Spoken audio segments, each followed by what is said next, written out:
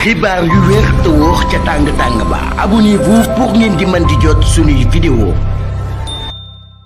daleen ak jàmm seen chaîne bi di Buzz 221 HD kii di Madiambal Diagne di aku personnalité politique bu kenn dootu présenté ci réew mi di Sénégal ginnaaw ba Farba Ngom nekk tamit aku personnalité politique bu kenn dootu présenté ci réew mi di Sénégal amee akub malaise ci biir kaso ba mu nekk ba li ni mel daal di sabab ñu daal di koy évacuer d'urgence daal di koy yóbbu ci hôpital principal bu Dakar daal di koy mujjee jëlee foofee daal di koy yóbbu pavillon spécial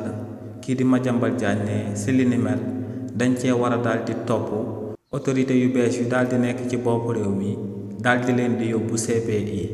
si li ni mel kii di Madiambal Diagne ne kii di Farba Ngom feebaram kenn nattable wu ko ci réewu Sénégal ndax njëkk nañoo daal di amal akub expertise médicale ci kawam amalaat akub contre expertise médicale ci kawam te ne ci rapport yooyu ñu daal di amal ci jëmm kii di Farba Ngom yépp dañ leen a daal di wax que ne kii di Farba Ngom wér-gu-yaramam mayi ko ñu koy daal di denc ci kaso bi ba tey dañ ko war a bàyyi mu dem daal di ñibbi waaye nee nag li ni mel teewul autorité yu daal di nekk ci bopp réew mi daal di téye kii di Farba Ngom daal di koy tëj ci kaso bi nee nag li ni mel du lenn lu du torture waaye tamit du lenn lu du traitement cruel inhumain et dégradant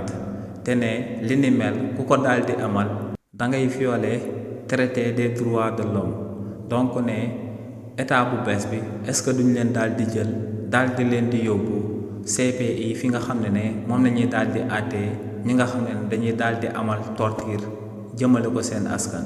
xibaar yu wér te wóor ca tàng ba abonnez-vous pour ngeen di mën di jot suñuy vidéo.